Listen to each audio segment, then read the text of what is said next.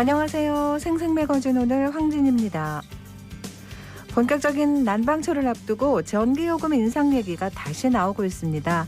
올해 4월, 7월, 10월 전기요금이 3차례 인상됐는데요. 4분기에는 한전의 적자 폭이 더 커지면서 올해 누적 적자가 30조 원을 넘을 거라고 하죠. 사상 최대 적자는 글로벌 에너지 가격 상승 영향이 크기도 하지만 우리나라 전기요금 문제도 작용하고 있습니다.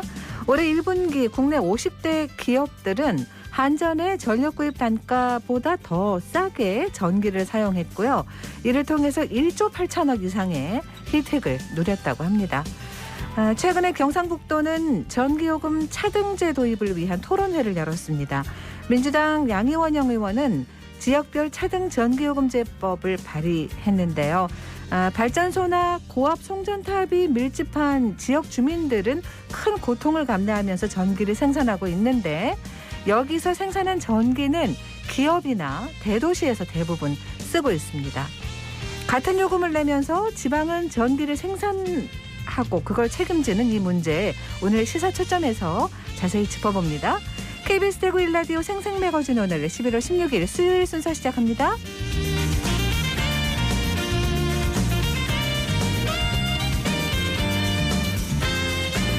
생생매거진 오늘은 대구와 경북 장민 모두가 함께하는 시사 정보 프로그램입니다. 오늘도 청취자 여러분 곁에 한 걸음 더 가까이 다가갑니다. 안동, 포항, 울릉 연결해서 날씨와 소식부터 전해드립니다. 안동입니다. 오늘 오전에는 경북 내륙을 중심으로 짙은 안개가 끼는 곳 있었는데요. 안개가 해소된 이후 낮 동안에도 엷은 안개나 연무가 끼는 곳 있겠으니 건강관리에 유의하시기 바랍니다. 특히 강이나 호수, 골짜기 주변에 위치한 도로와 교량에서는 주변보다 안개가 더욱 짙게 끼면서 가시거리가 갑자기 변하는 곳 있겠으니까요. 교통안전에도 각별히 주의하시는 게 좋겠습니다. 오늘 한낮 기온은 11도에서 15도 보이며 어제와 비슷하겠고요. 평년보다는 약간 높은 기온 나타내겠습니다. 일교차 큰 날씨는 당분간 계속되겠습니다. 예천군이 통명농협음원과 예천국제 스마트폰 영화제 수상작을 포함한 46개 공공저작물을 공개했습니다. 공공저작물은 저작권법에 따라 공공기관 등이 저작재산권 전부 또는 일부를 보유해 국민이 자유롭게 이용 가능한 저작물을 말하는데요. 공공놀이 제1유형에서 4유형으로 등급을 나눠 개방하고 있습니다. 이번에 개방한 공공저작물은 공공놀이 제4유형이고요. 문화재 사진, 통명농협음원, 예천국제 스마트폰 영화제 수상작 등을 출처를 표시 후 변형하지 않으면 비상업적으로 누구나 자유롭게 이용할 수 있습니다. 예천군은 국민들이 자유롭게 공공저작물을 사용할 수 있도록 예천군의 자랑인 통명농협은 물론 예천국제 스마트폰 영화제 수상작 등을 개방하게 됐다고 밝히며 공공저작물 활용이 더욱 활성화되길 기대하고 있습니다. 안동에서 전해드렸습니다. 이어서 포항입니다.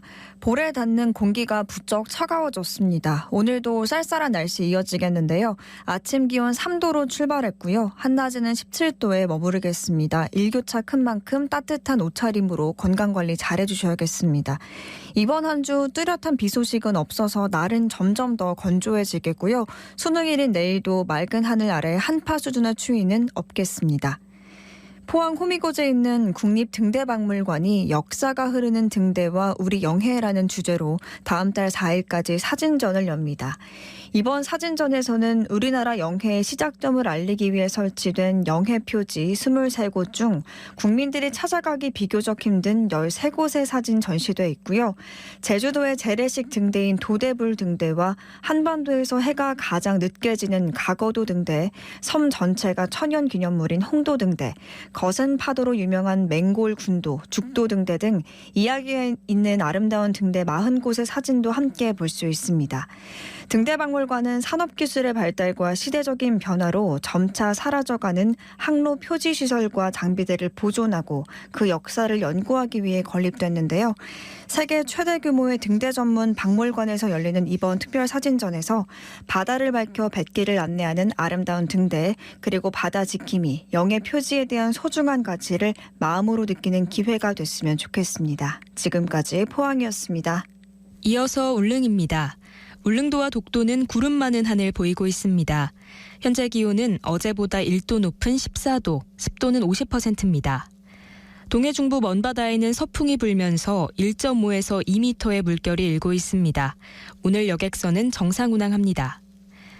어느덧 2023학년도 대학 수학 능력 시험이 하루 앞으로 다가왔습니다. 울릉군 수험생들은 수능을 치르기 위해 지난 14일 출도했는데요. 울릉군에 수능 시험장이 없기 때문에 수험생들은 매년 수능을 일주일 정도 앞두고 포항으로 나가 수능을 준비해 왔습니다. 올해 수능을 보는 울릉군 수험생 15명은 현재 포항에 위치한 호텔에서 머물며 차분히 내일을 준비하고 있고요. 수능 당일엔 포항 해병대 1사단의 차량 지원을 받아 시험장으로 이동하게 됩니다. 한편 학생들을 응원하는 마음도 전해지고 있는데요. 임종식 경북교육감이 수험생들을 찾아 격려했고 포항시는 수험생들에게 격려품과 함께 응원 메시지를 보냈습니다. 또 제프 울릉향후회 회원들도 고향 후배들을 응원하고자 격려품을 전달했습니다. 올해는 수능 한파가 없을 전망이라고 하는데요. 전국의 모든 수험생들이 편안한 마음으로 차분히 시험을 마칠 수 있기를 기원합니다. 지금까지 울릉이었습니다.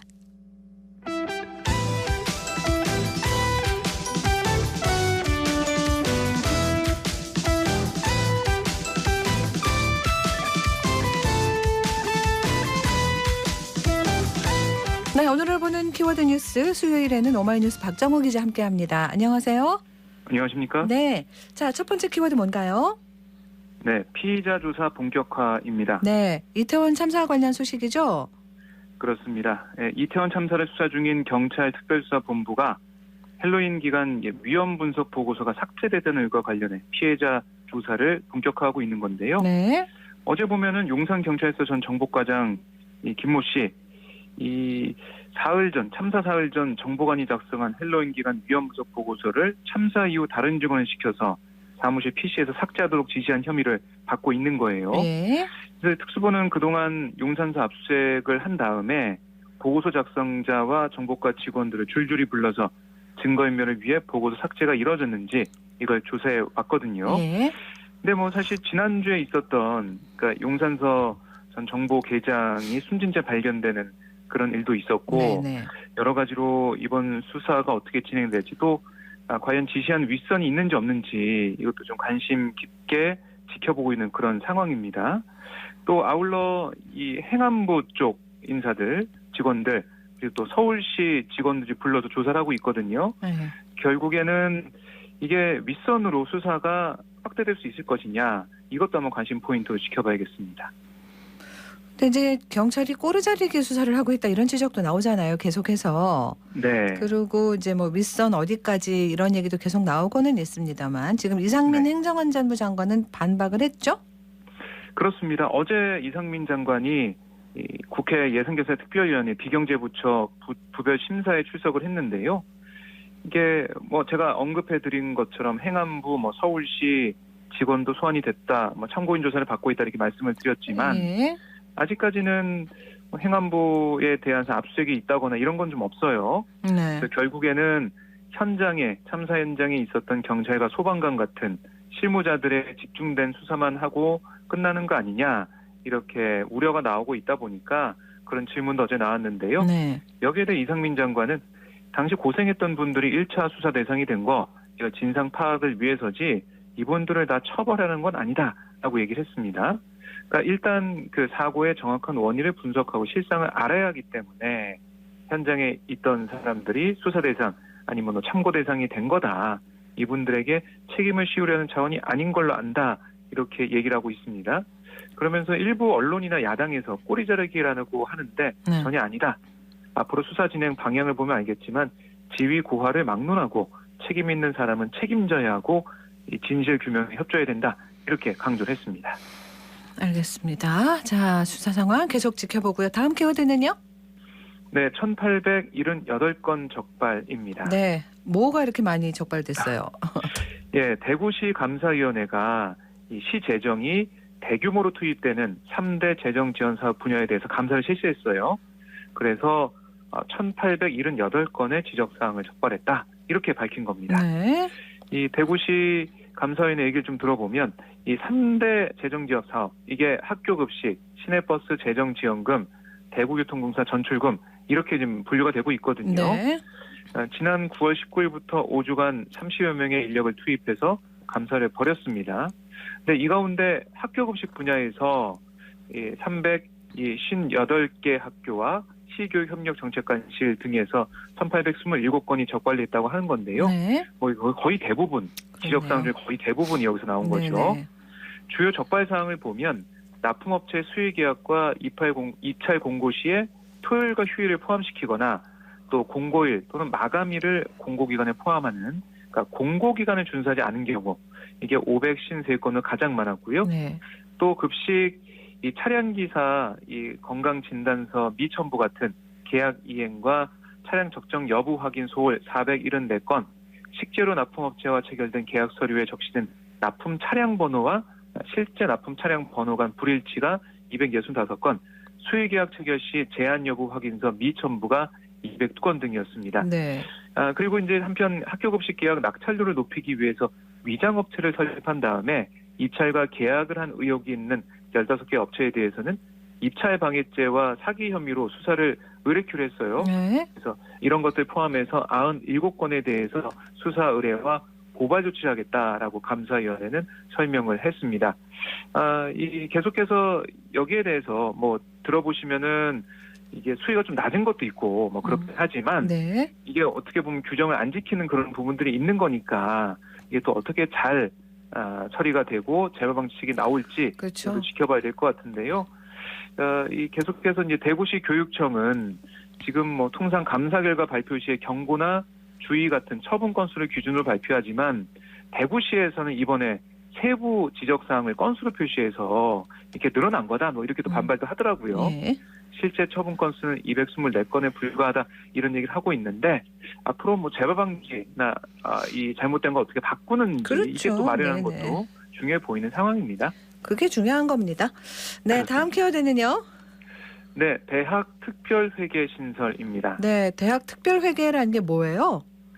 그러니까 이게 고등 이 평생 교육 지원 특별회계를 신설해서, 그러니까 새롭게 특별회계를 만든다는 것은 네. 기존에 없었다는 것을 다시 한다는 거잖아요. 네. 새롭게. 그러니까 초중등 교육에 투자하던 재원 일부를 대학과 평생 교육에 활용하기로 하겠다. 그래서 이렇게 특별회계를 만든다는 거예요. 그래서 어제 최상대 기획재정부 2차관의 설명을 들어보면 지금 이 초중등 학생이 자라서 어차피 대학생이 되기 때문에 결국 혜택을 같이 보는 거다, 이렇게 얘기를 하고 있는 거예요. 고등 평생교육 지원 특별회계 총 규모가 11조 2천억. 정부는 경쟁력 강화 관련 사업에 8조 원과 지방교육재정 교부금으로 흘러가는 교육세 같은 걸 3조 2천억. 이걸 이번에 신설한 특별회계로 이관하기로 했다라고 설명을 했습니다. 그러니까 이 지금 보면은 저출산 등으로 학생 수는 감소하는데 경제 규모 확대에 따라서 교부금은 늘면서 결국에는 지금 이 초중등 교육에 소요되는 그 예산은 똑같지만 거기 이제 교육받는 학생들 줄어드는 상황인데 그 회계, 그 돈을, 예산을 좀 끌어와서 지금 대학 교육이 중요하고 또 평생 교육이 중요하니까 여기에 좀 쓰겠다, 이런 거예요. 그래서 결국에는 이게 앞으로의 교육 이 상황, 그다음에 인구 구조 상황과 좀 맞물리면서 효율화시키겠다, 이게 지금 정부의 생각입니다. 지금 이건 절차는 지금 어떻게 결정이 된 거예요? 이제 국회를 이제 통과가 돼야 되거든요. 그 요거 좀 네. 어떻게 좀 모릅니다. 근데 그러니까 이제 네. 이게 그러면은 새로 다른 예산을 추가로 투입하는 게 아니라는 거잖아요, 그죠? 그렇습니다. 그럼 기존에 초중등 예산 있는 걸 떼가지고 대학과 네. 평생교육에 활용한다는 건데 뭐 네. 여러 가지 어떤 그 고려를 한 것들이 있겠습니다만, 그럼 기존에 예산이 있던 것들에 대해서 이렇게 나눠서 대학에 쓴다는 거는 반대 목소리도 있지 않을까요? 맞습니다. 그래서 지방교육 교부금 수호 공동대책위가 어제 국회 앞에서 기자회견 열었어요. 그래서 인구 감소는 교육부뿐만이 아니라 여러 부처가 관련된 사안이다. 타 부처의 예산은 그대로 둔 채 사회적 발언권이 없는 학생들의 예산을 삭감하는 거 부당하다라고 비판을 했습니다. 네. 그리고 뭐 정교조도 어제 국회 앞에서 기자회견 열어서 교육 개혁을 저지한다, 이렇게 얘기하며 무기한 농성에 돌입하기도 했고요. 네. 그리고 이제 야당 같은 경우도 특별회계 신설과 관련된 정부안이 만들어지는 과정에서 정상적인 입법 절차가 지켜지지 않았다라고 비판을 하고 있어요. 예. 그래서 이 계속해서 야당이 이제 반발이 있기 때문에 어떻게 처리가 될지 불투명하거든요. 정부가 야당 또 이 시민사회를 또 교육 관련된 단체를 어떻게 설득하느냐 이게 좀 중요해 보이는 상황입니다. 알겠습니다. 자, 다음 키워드는요. 네, 빨간불입니다. 네. 뭐 좋지 않은 신호일 때 빨간불이 켜졌다라고 하는데 그런 얘기인가요? 그렇습니다. 네. 초중고 학생 10명 가운데 3명이 과체중이나 비만 상태인 걸로 나타났어요. 예, 우선 몸무게부터 살펴보면 몸무게의 경우 초등학교 남녀 학생 또 중학교 3학년 남학생의 증가세가 두드러졌는데 네. 초등학교 6학년 남학생의 평균 몸무게가 51.1kg으로 3.3kg 불었습니다. 네. 또 여학생의 평균 몸무게 47.6kg으로 1.5kg 증가한 것으로 나타났고요. 중학교 3학년 남학생의 몸무게는 2년 전보다 2.2kg 늘어난 67.5kg으로 집계가 된 상황이고요. 그리고 이렇게 이제 몸무게가 늘어난 상황에서 전체 학생 가운데 비만 학생 비율이 19%, 이 과체중 학생 비율은 11.8%로 각각 3.9%포인트, 1.1%포인트 상승을 했어요. 네. 그리고 이제 과체중 비만 학생 비율은 총 30.8%로 5%포인트 올랐는데요. 이 과체중 비만 학생 비율이 최근 5년 통계 가운데 가장 높은 것으로 나타났습니다. 그래서 결국에는 몸무게가 이제 늘어나고 있는 상황, 이런 것도 코로나19와 관련이 있다라고 교육부는 보고 있는데요.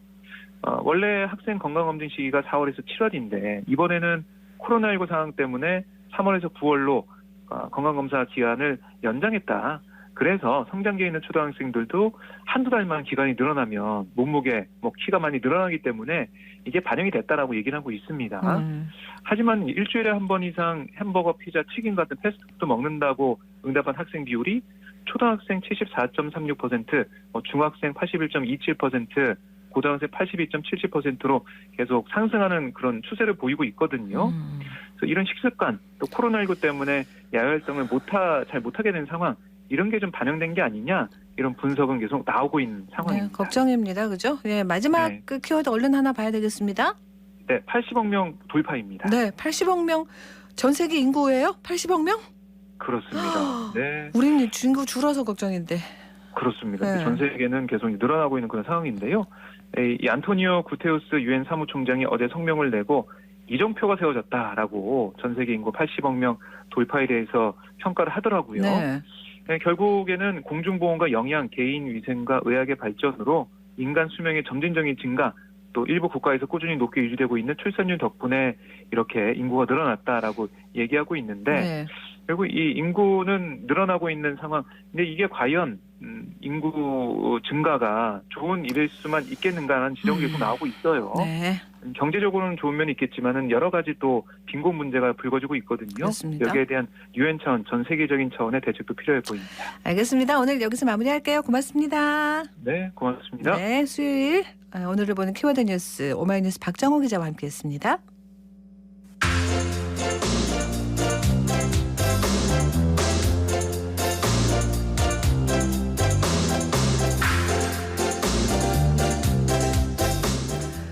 현장 리포트 수요일에는 포항 소식 전해드립니다. 포항에 청년들을 위한 문화복지 놀이터 꿈트리 센터가 문을 열었다고 해요. 여러 가지 강좌가 열리고 있다는데 KBS 포항방송국 김유경 리포터가 현장 취재했습니다. 유경 씨 안녕하세요. 네, 안녕하세요. 네. 지난 10월 31일에 포항 꿈트리 센터가 개관했는데요. 이곳은 청소년과 청년들의 문화복지 놀이터이자 휴식 공간입니다.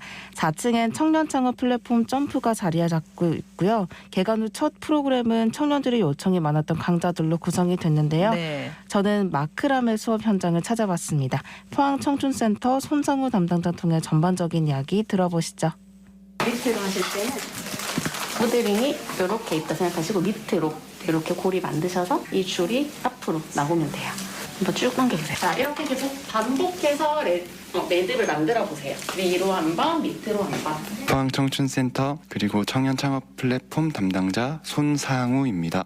포항 청춘센터는 2018년 8월에 청년들의 소통, 취업, 문화 등 다양한 분야의 활동을 지원하기 위해 개소하였습니다. 현재는 포항 꿈트리센터가 개관하면서 포항 청춘센터 앤 청년 창업 플랫폼으로 리뉴얼됐는데요. 기존 포항 청춘센터라는 청년센터에서 창업센터를 더한 복합 모델로서 청년들이 편하게 들러 소통하는 오픈 소통 공간, 취업 및 창업 정보를 빠르고 쉽게 알 수 있는 취창업 정보 공간, 창업에 대해 원하는 것을 배우고 경험할 수 있는 청년 창업 허브, 각종 취미 생활 지원으로 청년들의 스트레스를 해소하는 힐링 공간으로 구성되어 취업, 창업, 문화, 소통 모든 것을 종합 지원하는 센터로 운영됩니다.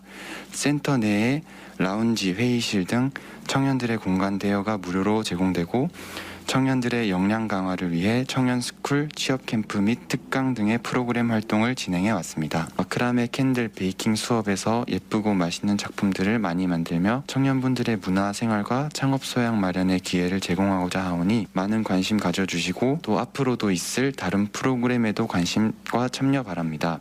저희 포항청춘센터엔 청년 창업 플랫폼 시설도 화요일에서 토요일 10시부터 21시까지 상시 이용 가능하오니 많이 방문해 주시고 공간도 마음껏 이용하시길 바랍니다. 그러니까 취미로 뭘 배우거나 할 수도 있는 거고 이렇게 시작하다 보면 나 창업해야겠다 이렇게도 갈 수 있겠네요. 그렇죠. 이 청년 창업 플랫폼 점프 프로그램은 11월 15일부터 12월 3일까지 3주 동안 운영이 되는데요. 네. 마크라메, 캔들, 베이킹 수업을 현재 진행하고 있습니다. 포항에 거주하거나 활동 중인 만 19세에서 39세 청년이라면 누구나 신청 가능하고요. 네. 강사와도 이야기 나눠봤습니다. 안녕하세요. 포항 청춘센터에서 공예 수업을 진행하게 된 마크라메 강사 김정은입니다. 마크라메는 바늘이나 도구가 없어도 손으로 매듭을 엮어 우리가 일상생활에 필요한 다양한 소품을 만들 수 있는 재미있고 매력적인 공예입니다. 저는 지금 현재 공방을 운영하고 있고요. 포항시 평생학습원 관련 기관과 시내에 있는 다양한 학교에서 공예 수업을 활발하게 진행하고 있습니다. 올해 여름 청춘센터에서 진행했던 수업에 참여해 주셨던 분들이 기호응을 많이 주셔서 이렇게 다시 수업을 진행하게 되었습니다. 이번 11월 수업에서는 도어벨과 플랜트 앵거 그리고 무지개 모양의 월행잉을 만드는데요. 이런 작품들을 만들어서 이제 장식이나 이런 소품으로 활용을 하실 수 있게 수업을 진행하고 있습니다. 참여 인원이 많은 수업에서는 다양한 변수가 생길 수 있기 때문에 항상 모든 분들이 안전하고 즐겁게 수업을 마칠 수 있도록 세심하게 살피고 있어서 수업을 진행할 때 조금은 긴장이 되기도 합니다. 하지만 수업 후에 예쁘게 찍은 작품 사진을 보내주시고 또 수업이 너무 재미있었다, 친절하고 상세하게 알려주셔서 감사하다 같은 좋은 말씀을 많이 해주셔서 너무나 감사하고 힘차게 수업을 진행할 수 있는 힘이 되는 것 같습니다. 그래요. 근데 저기 마크라메가 뭐예요?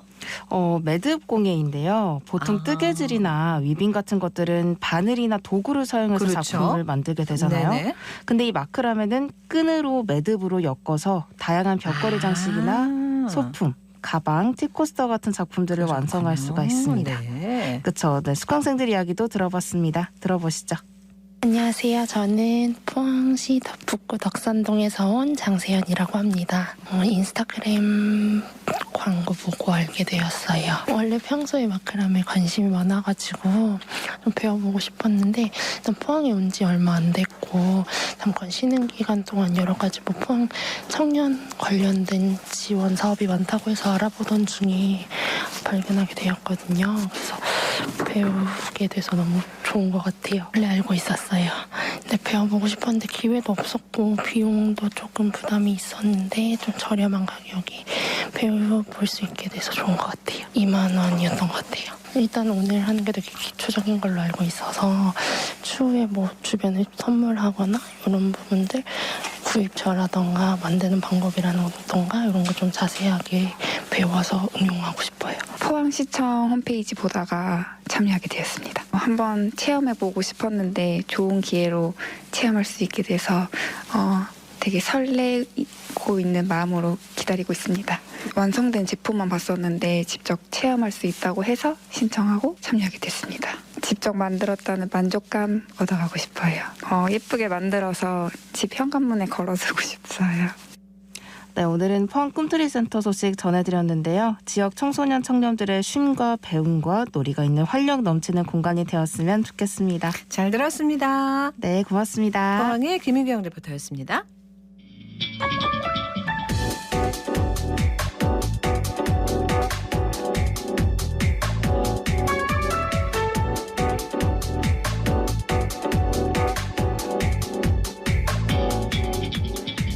묻고 듣고 생각과 마음을 나누는 방송. 지금 여러분께서는 대구 경북을 보고 듣는 생생 매거진 오늘을 함께하고 계십니다.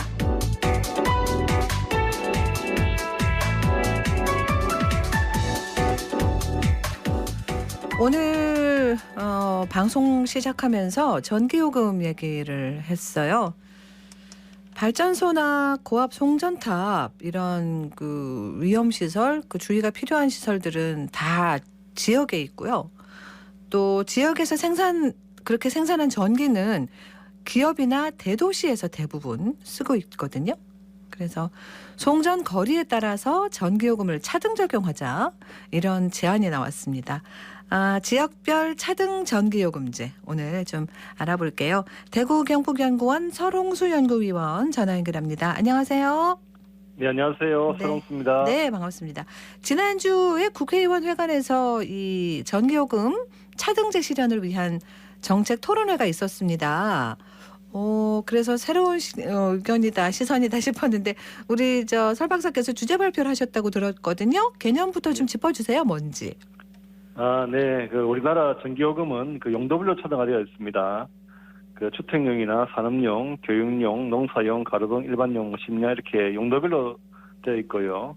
여기에 따라서 판매 단가가 다 다른데 아마 현대는 일반용이 128.5원으로 가장 높고 심야가 가장 낮습니다.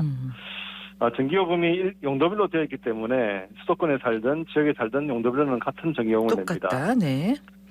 뒤에서 이제 말씀드릴 것 같은데 우리 이렇게 같은 전기요금을 내지만 지역별로 부담하는 비용은 다릅니다. 네. 그렇기 때문에 이러한 비용을 고려해서 지역별로 전기요금을 다르게 책정하자는 것이 지역별 차등 전기요금제이고요. 네. 이를 이제 국회 토론회에서 발표하고 토론하였습니다. 네. 한국전력에서 제시한 전기요금 일반 원칙을 보면 크게 이제 원가주의, 공정보수주의, 공평 세 가지가 있는데요. 네. 마지막 공평의 원칙을 보면 결정된 종별 요금은 모든 고객에게 공정하고 공평하게 적용되어야 한다라고 되어 있습니다. 네. 하지만 이제 공정하게 적용되는지는 한번 따져봐야 되겠는데요. 만약 우리가 이제 KTX를 타고 서울로 가면 대전까지 요금과 서울까지 요금이 다릅니다. 그렇죠. 이제 서울까지 요금이 더 많죠. 네, 네. 예, 먼 거리를 운행하게 되면 더 많은 비용이 들기 때문입니다. 예, 같은 맥락으로 이제 경주 월성 원전에서 만든 전기를 서울까지 보내려면 송전선로도 많이 더 깔아야 되고 송전탑도 더 세워야 됩니다. 그렇죠. 예, 비용이 더 많이 들게 되죠. 달리 말해서 서울에 사는 분들이 사용하는 전기는 발전소 주변 지역에 사는 사람들보다 더 많은 비용이 들어가는데 전기요금은 똑같이 지불하고 있습니다. 이게 이제 공정하다고 말하기는 좀 어려울 것 같습니다. 네. 그러니까 이제 우리가 매달 전기요금은 내기는 내는데 이게 이제 어떻게 책정이 됐는지 우리가 어떤 걸 적용받는 건지 단가가 어떤지 사실 이렇게 세세하게 알지는 못하지 않습니까? 예. 네. 그 부분도 좀 오늘 설명 좀 해주세요. 예, 간단하게 말씀드리겠습니다. 이제 앞서 말씀드렸듯이 우리나라는 이제 용도별로 차등 요금제를 적용하고 있는데요. 네. 아마 아시다시피 최근 이제 10월 1일부터는 전기요금이 킬로와트아워당 한 7.4원 정도 인상되었습니다. 네. 이런 전기요금에는 크게 이제 기본요금, 전력량요금, 기후환경요금, 연료비 조정요금 4가지가 포함되어 있습니다. 네. 기본요금은 이제 변전소나 송배전선로 등 전기를 공급하기 위한 설비를 구축하고 유지 보수하는 데 쓰이는 비용을 반영한 요금이고요. 전력량 요금은 연료비 등 사용량에 따라 발생하는 비용을 반영한 요금입니다. 그리고 기후환경 요금은 깨끗하고 안전한 에너지 사용을 위해 발생하는 비용에 대한 요금이고, 연료비 조정 요금은 연료비 변동분이 주기적으로 전기요금에 반영되도록 한 요금인데요. 네. 나머지 이제 기후환경 요금과 연료비 연동제는 2021년 1월부터 도입되어서 전기요금의 반영되어서 소비자로 하여금 효율적으로 전기를 사용할 수 있도록 하고 있습니다. 전기요금의 산정 기준은 산업통상자원부 고시로 규정되어 있는데요. 제11조를 보면 전기요금은 전기 공급에 소요된 지도원가 기준에 의한 총괄원가를 보상하는 수준에서 결정된다라고 되어 있습니다. 네, 어렵습니다. 예, 어렵죠. 네. 여기서 총괄원가라는 것은 그 전력 공급에 소요되는 적정 원가에 적정 투자 보수를 가산한 금액인데요. 네. 이제 적정 원가는 전기를 생산하고 공급하는 데 필요한 비용을 말하는데 발전한 회사에서 구입한 그 전력 구입비나 그 우리 전력회사인 한전의 각종 경비가 다 포함됩니다. 작년 기준으로 해서 총괄원가는 67.3조 원인데요. 이것을 예를 들어 보면 2021년 경상북도 예산이 28조 좀 됩니다. 네.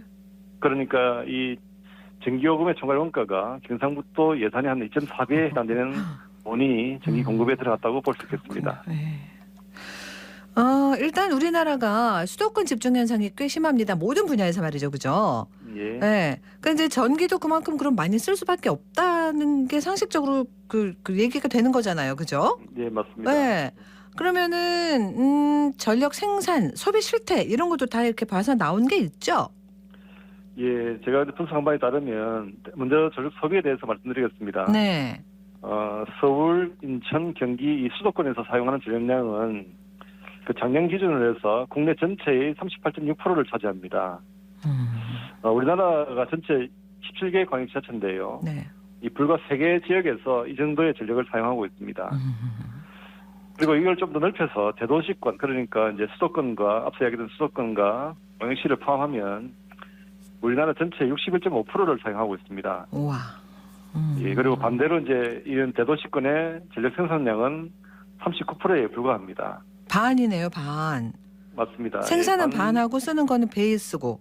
맞습니다. 네. 그만큼 이제 수도권을 포함한 대도시권은 생산은 덜 하면서 소비는 더 많이 하는 구조라고 볼 수 있습니다. 네. 특히 전력 생산은 비수도권 중심으로 이루어지고 있는데요. 그렇죠. 예, 이런 특히 가장 기본적으로 이제 원자력과 기력 발전이 있습니다. 이제 기력 발전은 석탄이나 중유, LNG 발전을 포함하는데요. 네. 이런 원자력과 기력 발전이 그 비수도권의 41.4%가 이제 집중되어 있습니다. 원자력 발전소는 아시다시피 이제 비수도권에만 있고, 네. 이런 기력 발전소는 그 비수도권이 수도권의 한 4.9배, 뭐 약 한 5배 정도 더 많이 구축되어 있습니다. 네. 전력 사용량과 생산량을 동시에 볼 수 있는 지표가 이제 전력 자립률인데요. 네. 그 한 지역의 전력 생산량을 소비량으로 나눈 값을 의미합니다. 이러한 전력 자립률이 100% 이상이면 그 자기 지역에서 생산한 전력을 모두 자기 지역에 공급할 수 있다는 이런 의미가 되는데요. 이제 이러한 전력 자립률은 이제 앞서 말씀드린 바대로 경북이나 부산, 전남, 경남, 충남, 부산, 인천 등 7개 광역시가 모두 전력 자립률이 100%를 넘어서고 있거든요. 수도권에서는 인천이 유일하게 이제 100%를 넘어서는데, 예. 인천에는 한전뿐만 아니라 많은 민간 복합 화력 발전소가 있기 때문에 그런 것 같습니다. 그렇군요. 예, 그리고 이제 서울은 이제 17개 광역지자체 중에서 끝에서 두 번째로 자립률이 있고요. 예. 경기도는 이제 사실은 그 사용량이 엄청나게 많음에도 불구하고 자립률은 한 60% 정도에 불과한 실정입니다. 아니 우리가 언론으로 뉴스로도 막 여러 해 보면 송전탑 건립 때문에 막 마찰 빚고 이런 거 우리가 봤잖아요. 네. 그러니까 이렇게 비수도권에서 생산은 하고 이 전기를 또 수도권으로 보내려고 짓는 게 송전탑 아니겠습니까? 네, 맞습니다. 그럼 옆에 사는 주민들은 고통스럽잖아요. 송전 비용도 상당할 것 같은데요? 네, 맞습니다. 네. 먼저 그 사례를 한번 말씀드리면 이제 그 신정부의 그 에너지 정책 변화에 따라서 아마 아시다시피 울진에 신한울 3사호가 이제 건설이 예정되어 있습니다. 이에 따라서 송전을 해야 되는데 송전하기 위한 그 송전선로 건설 비용이 한 1조 원 이상 발생할 거라고 예상하고 있습니다. 네네. 물론 이제 원전 건설 비용에는 미치지 못하지만 이런 송전을 위해서 엄청난 비용이 발생하게 되고 그 비용이 전기요금에 반영되고 있는데요. 물론 이제 수도권과 비수도권 사용자들은 요금을 똑같이 내게 될 거고요. 이런 상황에서 이제 우리나라 전력 수급 체계를 한번 보면 우리나라는 이제 발전소에서 이제 수도권이 북쪽에 있으니까 북쪽으로 향하는 북상 조류의 특성을 보이고 있습니다. 네. 이를 위해서 엄청난 길이의 송전선로와 송전탑이 필요한데요. 송전탑 수는 이제 경북 지역이 6,305개로 전국에서 가장 많습니다.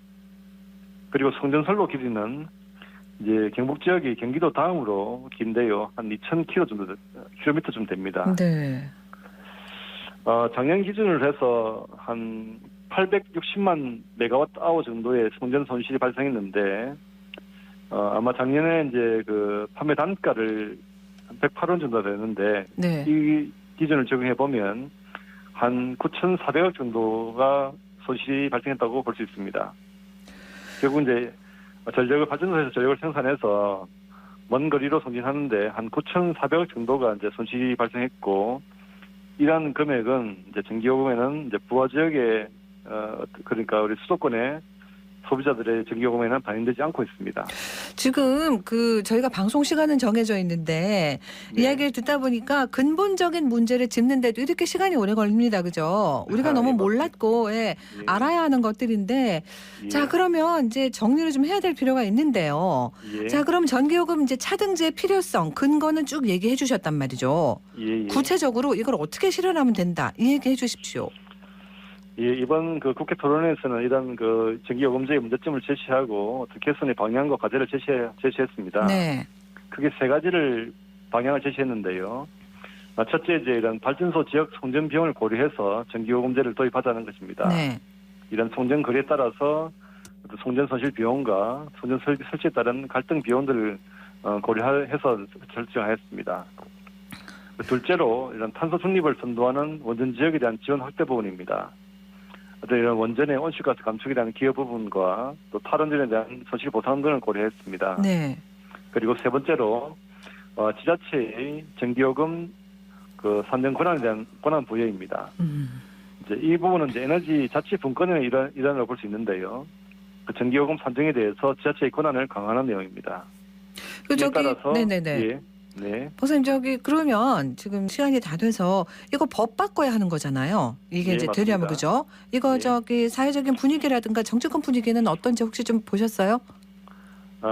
지금 그 지역별 차등 요금제는 도입 필요성이 제기된 게 지금은 처음이 아니고요. 네.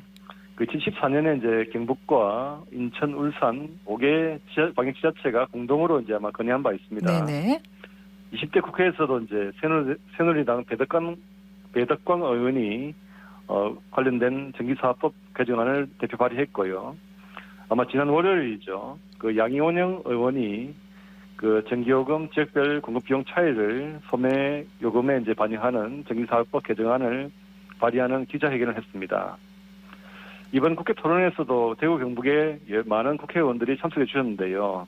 이처럼 그 정치권에서도 이런 차등 요금제에 대해서 관심이 커지고 있습니다. 네. 비록 4년 전 조사 결과이긴 하지만 그 발전소 지역 그 전기요금 할인에 대해서 설문조사를 했는데 이때 이제 수도권 지역 주민도 한 55.5%로 찬성하는 결과를 나왔습니다. 그래요? 지역별 차등 요금제는 전체적인 그 요금 인상 논의와는 별도로 이런 합리적인 요금 구조를 구축해서 대규모 전력 생산 지역에 대한 지원을 주요 내용을 하고 있는데 이런 대규모 지원 아시다시피 원전이 있는 경북, 부산, 울산, 전남, 전북이 있겠고요. 또 화력발전이 있는 충남, 인천이 있습니다. 예, 알겠습니다. 저희가 시간을 다시 한번 마련해야 될 것 같습니다. 오늘 일단 여기서 마무리를 하고요. 말씀 자세히 들어서 고맙습니다. 네, 감사합니다. 네, 대구 경북연구원 설홍수 연구위원과 얘기 나눴습니다.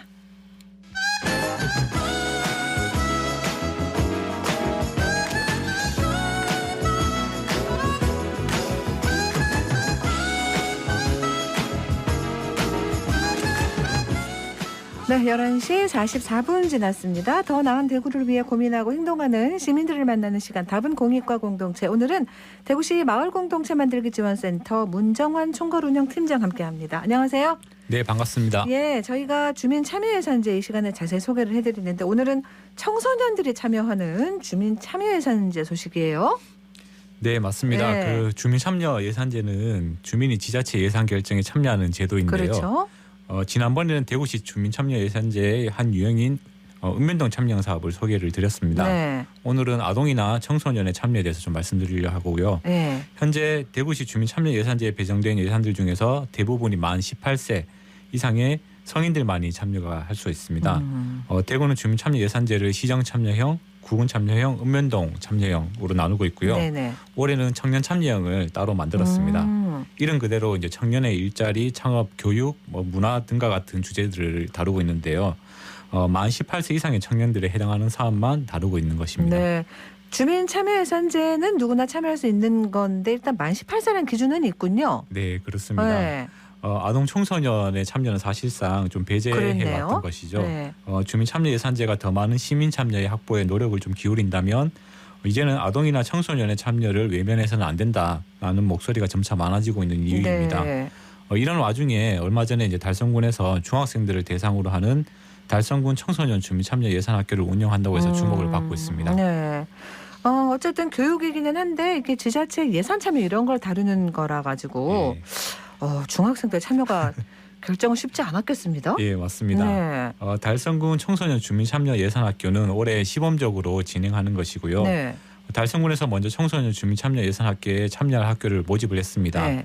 유가중학교, 천내중학교, 다사중학교, 왕선중학교 4개 학교가 참여를 하기로 했고요. 네. 저희 대구마을센터에서는 4개 학교 31개 학급에 모두 전문 강사단을 파견을 했습니다. 학생들에게 주민참여예산제가 무엇인지 또 이게 왜 중요한지 주민참여예산제를 통해서 하고 싶은 사업이 무엇인지를 제안하도록 했습니다. 네. 이 과정들은 조별 모임을 통해서 진행이 되었는데요. 먼저 청소년들이 이제 평소 하고 싶은 것들이 무엇인지 얘기를 하고요. 비슷한 관심사를 가진 학생들을 조별로 다시 묶어보았습니다. 네. 그런 다음 이제 해당 주제들을 예산 책정을 통해서 실현하려면 어떤 방법이 필요한지 아이디어를 내서 계획서를 작성을 해보았던 것이죠. 사실 좀 지금 듣기만 해도 만만치 않은 작업일 것 같은데요. 예, 저희 강사분들께서 차근차근 교육하고 또 이제 학생들도 잘 따라와줘서 학급당 최소 이제 5개 이상의 사업들을 발굴할 수가 있었습니다. 자, 그러면 유가중학교 주민참여예산제 교육 현장 김서영 강사 얘기 한번 듣고 올게요. 청소년 대상으로 하는 주민참여예산제 교육이다 보니까 청소년들이 자기들의 일상에서 겪을 수 있는 일이나 부딪혔던 문제들을 중점적으로 더 다루고 생각할 수 있도록 노력했고요. 청소년들은 아무래도 참여 예산에 대한 인지도가 낮고 낯설어하기 때문에 이런 걸 제도의 문제로 접근하기보다는 현실적이고 구체적이고 실현 가능성 있는 문제들을 다루도록 접근하고 사례나 신뢰를 많이 들어줬던 것 같아요. 요즘 세대 아이들은 경제 부분에도 관심이 꽤 높다는 걸 알게 되었어요. 미래에 대한 준비 그리고 진로 그런 면에서도 차근차근 지금부터 준비해야 되지 않나 하는 생각을 한다는 것이 인상 깊었고 또 거기에 대한 의제를 또 많이 냈다는 것이 또 만족스럽고 그랬습니다. 경제 교육을 좀 자세하게 받고 싶다는 의견이 많았어요. 재테크 같은 면에서도 꽤 많은 정보를 찾아보고 있고 그것을 청소년 대상으로 알맞게 교육하는 곳을 찾고 있다는 것도 알게 되었습니다. 청소년 대상으로 하는 프로그램들이 아직 좀 미흡하구나 하는 반성도 하게 되었어요. 시에서나 구군에서 각별히 관심을 가져주셔서 청소년의 이런 활동을 적극적으로 끌어내시고 제안을 받아주신다면 동기부여가 확실히 되거든요. 그렇다 하면 청소년 참여예산 제도가 대구시에서 안전하게 자리 잡지 않을까 하는 생각을 해봅니다. 네. 자, 박소영 강사 얘기 들어봤습니다. 학생들 보면서 뭐 되겠다 이런 생각을 하셨나 봐요. 예, 사실 이제 저도 이날 강사로 한번 한반을 맡았고요. 참여를 했었습니다. 중학생들을 대상으로서 이제 교실 연단에 올라서는 게 처음이라서요. 저도 긴장을 무척 많이 했었는데요. 그리고 이제 주민참여예산제가 좀 성인들도 사실 어려워하는 작업이라서 사실 잘 될까 하는 불안감들도 강사분들이 다 가지고 계셨습니다. 그런데 학생들과 얘기를 해보니까요. 평상시에 동네와 이제 학교를 오고 가면서 느꼈던 불편함 그리고 학생으로 살아가면서 이런 점은 좀 개선되었으면 좋겠다라는 문제의식들을 생각보다 좀 깊고 다양하게 가지고 있어서 놀랐습니다. 학생들의 이제 교통비 지원 그리고 이제 이용자가 많은 구간에서 버스 증편을 좀 해달라라는 요구도 있었고요. 보통 나오는 것들이 대형마트, 영화관, 문화센터 같은 대형 시설을 좀 많이 만들어 달라라는 요구들이 많은데요. 이런 주문보다는 지금 학생들이 하고 싶어하는 이제 문화 프로그램은 이런저런 게 있으니까 학교나 주변의 여러 시설에서 좀 분산해서라도 이런 프로그램들이 좀 진행됐으면 좋겠다라는 좀 구체적인 제안들도 예, 있었습니다. 네. 그리고 청소년 의회를 만들어 달라. 그리고 달성 군수님과 정기적으로 만나고 싶다. 오, 긴장하셔야 되겠습니다. 네, 그렇습니다. 그래서 비록 예산과는 상관없지만 대담하고 좀 적극적인 제안들이 있어서 예, 중학생들이 가지고 있는 정책 참여에 대한 욕구가 상당하다는 것을 알 수가 있었습니다. 네, 이렇게 주민 참여 예산제가 뭐라는 걸 이제 배우고 나면은 또 더 새로운 생각들, 더 뭔가를 해야겠다는 생각들이 또 많아질 것 같은데 학생들 한번 만나볼까요? 저는 육아중학교 3학년 김지민입니다. 원래 저는 주민참여예산제에 대해 잘 몰랐는데 이번 수업을 들으면서 주민들이 직접 예산을 쓰는 방법을 논의해서 그거를 정책으로 만들고 그걸 직접 참여할 수 있다는 점에 대해서 알게 되었습니다. 저는 이번에 다가오는 크리스마스에 주민들이 모두가 참여할 수 있는 그런 축제를 만드는 사업을 제안하고 싶습니다. 이번 회의를 하면서 서로 친구들끼리 얘기를 해서 제안을 하니까 다양한 의견들도 들을 수 있고 또 우리한테 많이 도움이 되는 정책을 제안할 수 있다는 게 되게 좋았던 것 같아요. 이우진입니다. 주민참여 예산제가 청소년들도 같이 할 수 있다는 건 아예 몰랐지만 같이 해보니까 재밌었고 좀 더 깊게 알게 된 것 같습니다. 모든 사람들이 할 수 있는 운동시설에 대해서 제안을 했습니다. 축구로 따지면 인조잔디를 설치하거나 농구로 따지면은 그물을 설치해서 사람들이 더 진짜 같은 스포츠를 할 수 있게 의견을 냈습니다. 이번 회의를 통해서 주민참여 예산제가 어른들뿐만 아니라 청소년들이 친구들과 함께 의논을 하면서 많은 의견들을 모아서 할 수 있다는 게 신기했고 재밌었습니다. 앞으로도 일상생활 속에서 주변을 관심 있게 둘러봐야 될 것 같습니다. 그런 마음이 들고 또 막 나 주인이다 이런 생각이 들면 그렇죠. 좀 자발적으로 뭔가를 하게 되고 막 책임의식도 생기고 그럴 거 아니에요. 예, 맞습니다. 네. 사실 이 전체 과정들이 토론식으로 진행이 되었습니다. 네. 일반적인 강의보다 훨씬 더 많은 집중력이 필요로 하고요. 네. 하고 싶은 것을 또 표현할 수 있어야 하고 남들의 얘기에도 또 귀를 기울여야 하는 것이죠. 네. 또 하고 싶은 것이 있다고 하더라도 사실 다른 친구가 제안한 주제가 더 시급하거나 공감을 많이 얻는다면 그 주제를 선택해야 하는 순간도 있습니다. 네. 그리고 자료도 좀 직접 찾아봐야 되고요. 그 생각하는 주제의 문제를 좀 보다 구체적으로 제안할 수 있어야 합니다. 또 계획서를 작성을 하는데 이게 좀 현실성과 노골성을 갖추고 있는지도 봐야 되는 것이죠. 그리고 발표도 이제 좀 아까 학생들이 얘기한 것처럼 이제 좀 자신 있게 맞습니다. 또 해야 되는 과정들이 있는데 이 모든 과정들이 일반적인 이제 교육보다 더 많은 생각과 인내, 공감을 필요로 하기 때문에 교육적으로도 좀 효과가 크다고 생각을 하고요. 무엇보다 이제 아까 말씀하신 것처럼 정책 제안자로서의 경험, 시민 참여의 경험을 미리 해본다는 측면에서 더 의미가 있다고 생각합니다. 그러니까 집에서 아무리 뭐 이렇게 참을성이라든가 그렇죠. 공감하는 능력이라든가 말하면 뭐해요? 안 받아들이고 모르는 그만인데 네. 이런 교육을 통해서 그런 게 저절로 이제 체득이 되는 거니까. 그렇죠. 그게 서로 너무... 이제 같이 얘기하다 보면서 조율을 해나가는 그게 것이죠. 너무 중요합니다. 예. 근데 이번 청소년 주민참여 예산학교가 시범사업이라는 거죠? 예, 맞습니다. 그게 이제 빨리 뭔가 자리를 잡고 이렇게 되면 좀 진짜 달성군의 정책으로 이렇게 되면 좋겠는데요. 예, 단순히 제안만 한다면 그냥 계획으로만 그렇죠. 끝날 것 같은데요. 네네. 달성군청은 이번 주민참여 예산학교의 후속 사업으로서 12월에 우수 제안 대회 개최를 이제 계획하고 있다고 합니다. 네. 학생들이 작성한 계획서를 우수 제안 대회에 제출해서 우수 사업으로 선정이 되면 달성군청의 이제 실행 부서들과 실제 예산 배정이 가능한지도 검토할 예정인 것이죠.